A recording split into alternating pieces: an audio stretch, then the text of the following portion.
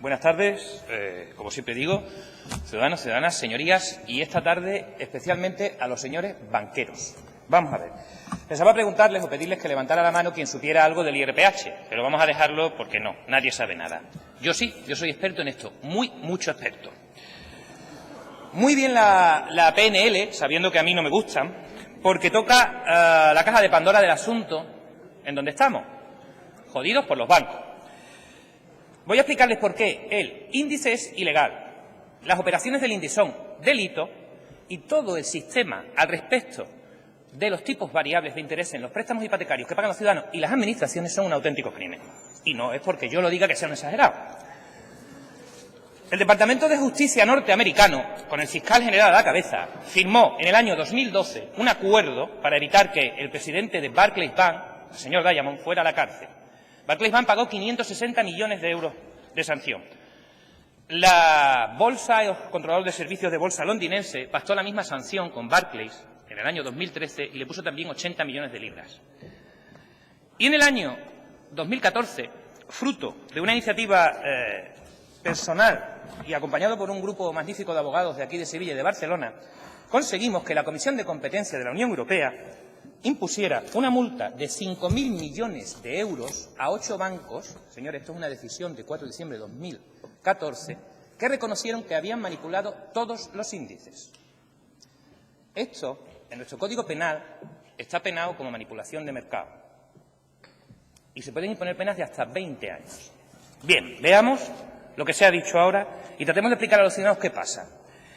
En el año 94, el 3 de agosto, se publica una circular del Banco de España que permite a los ciudadanos que aquellas hipotecas que tenían firmadas en esos años que estaban al 12, 13, 14%, pudieran firmarse a partir de entonces sujetas a índices variables. Es decir, se quitaban los tipos fijos y el cliente se arriesgaba. Se introducía la aleatoriedad en el contrato, de alea. Un término latino que no significa suerte, sino que no hay voluntad influyente en el hecho.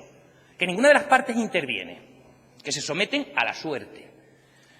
Bien, decía esta orden, describiendo los distintos tipos de índices que podían utilizarse, que respecto al IRPH, por ejemplo, estos tipos de referencia escogidos, y les voy a leer el BOE, son, en último análisis, tasas anuales equivalentes. Los tipos medios de préstamos hipotecarios para la adquisición de vivienda libre de los bancos y del conjunto de entidades lo son de forma más rigurosa. Es decir, el IRPH era el peor de los índices. Pero el Banco de España le propuso a las entidades lo siguiente en el Boletín Oficial del Estado. Ya que estos índices incorporan además el efecto de las comisiones. Por tanto, su simple utilización directa como tipos contractuales implicaría situar la tasa anual equivalente de una operación hipotecaria por encima del tipo practicado de mercado. Por tanto, sería necesario aplicar un diferencial negativo. ¿Alguien ha visto una hipoteca con IRPH con un diferencial negativo firmada por un banco con un cliente? Ya le garantizo yo que no. ¿Qué pasa? Pues que un grupo de abogados se pone a luchar en el País Vasco, en el Juzgado Mercantil 1 de San Sebastián, y consigue la primera sentencia anulando el IRPH. ¿Por qué? Porque estaba manipulado.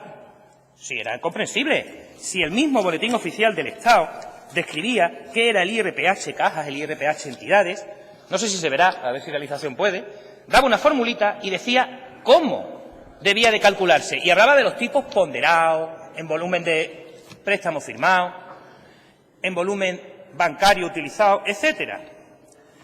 Este mismo año 1994, y es la pega que le vamos a poner a esta PNL, pero no nos importa porque vamos a votar a favor, se introdujo la definición del MIBOR, antecesor del Euribor, un índice también descrito en el Boletín Oficial del Estado y al respecto del cual se establece también la fórmula de cálculo. Y dice literalmente el Boletín Oficial del Estado. Dentro de esta formulita, que es muy compleja, hay diversas variantes que significan cosas. Una de ellas significa los tipos de interés de cada una de las operaciones cruzadas y otra es el importe efectivo en euros de cada operación.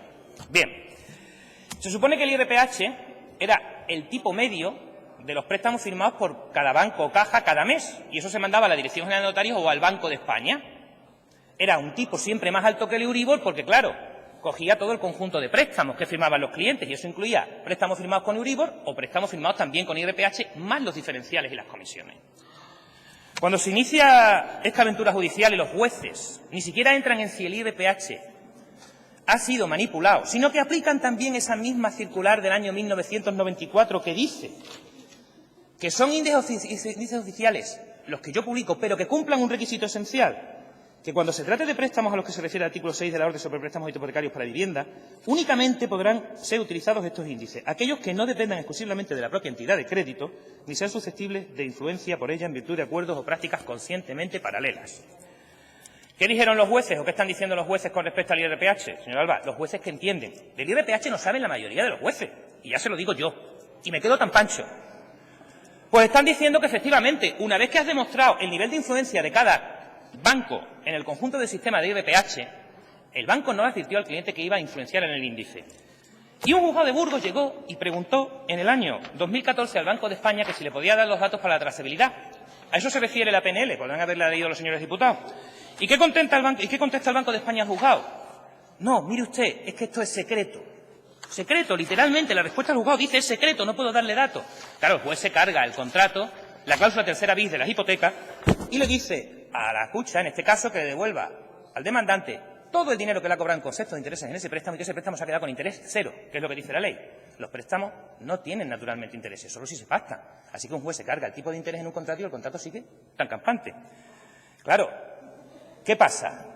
Que cuando estamos hablando de sustituir el IRPH, que ya es en sí ilegal porque no hay ni un solo dato que acredite ni una sola de las cifras de operaciones que mandaban los bancos, queremos sustituirlos por el Euribor. ¿Y qué es el Euribor? Bueno, pues el Euribor es la mayor estafa y el mayor crimen económico de la historia.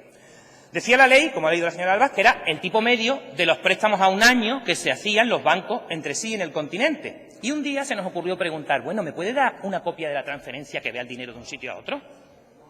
Y resulta que no hay ni una sola operación. Le preguntamos al Banco de España, en un expediente que se inició en 2012 y que el Banco de España no ha contestado aún, si podía confirmar la realidad de las operaciones. Es decir, con el MIBOR, el sistema de compensación electrónica hacía que un banco depositara a través del Banco de España dinero en la cuenta de otro banco a un tipo de interés y eso marcaba el índice y el Banco de España no ha sido capaz de contestar. Empezamos en 2012. En 2014, como le digo, logramos por fin que la Comisión de Competencia de la Unión Europea investigara a los 42 bancos del panel y a los 8 que ya han reconocido que lo han manipulado, les pusieron una multa de 5.000 millones de euros, la multa más alta impuesta jamás en la historia de la Unión Europea. Hay 42 bancos en el panel y el expediente sigue abierto. Consecuencia práctica de esto, han empezado los juzgados a anular el IRPH por manipulable, sin entrar ni siquiera en manipulación.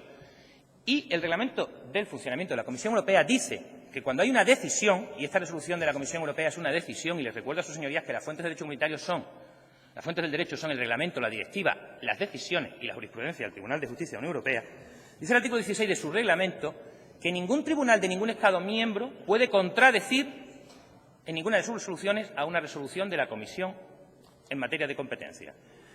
Cuando un demandante llega a un juzgado demandando el Euribor, lo que se le plantea al juez es, no es discutible que han manipulado, lo han reconocido, están aquí los documentos firmados por los propios bancos, Deutsche Bank, RBS, BNP Paribas, Sociedad General, aquí en España la Caixa, BBV, Santander y la CECA, el conjunto de cajas.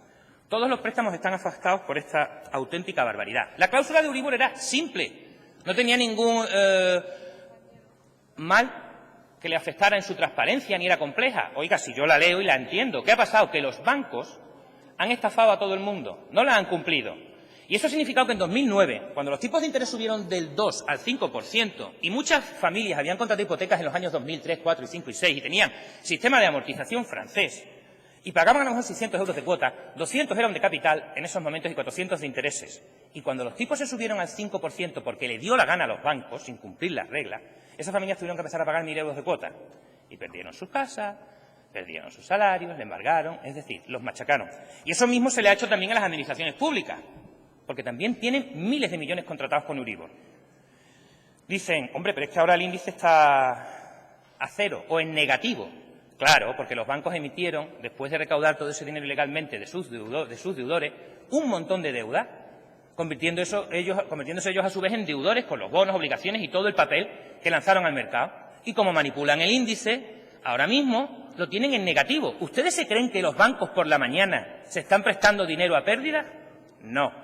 Alguien en Bruselas olvidó al diseñar el algoritmo que manejaba el programa que te calculaba el Euribor, advertirle a ese programa que los bancos no se prestan dinero en negativo nunca. La PNL está muy bien, pero pienso, y digo desde aquí, que yo en vez de instar al Gobierno o a la Junta, lo que insto es a los ciudadanos a que cuando este mes les llegue su resguardo de pago del préstamo, que miren donde pone capital pendiente e intereses, que se vayan al banco y le digan: no voy a pagar intereses a partir de ahora, si es Euribor o si es IRPH. Insto a no pagar. ¿Y saben por qué lo hago? Porque antes de venir aquí era abogado. Y tengo clientes que llevan años sin que los bancos los demanden porque no pueden demandar en un juzgado que un cliente me pague el tipo de interés derivado de un índice que yo mismo he reconocido que he manipulado. Así de sencillo. Y ya les advierto desde aquí a los banqueros que igual que conseguimos pararle la gracia de las preferentes, los suelos y las acciones de Bankia, vamos a conseguir que estos índices desaparezcan y que se les quite de la cabeza poner el Euribor. Señor Moreno de Acevedo, le ruego que Muchas concluya. gracias. Muchísimas gracias.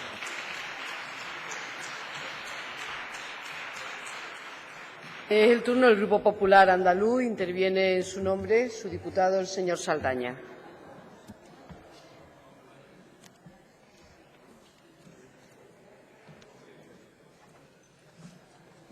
Tiene usted la palabra, señoría.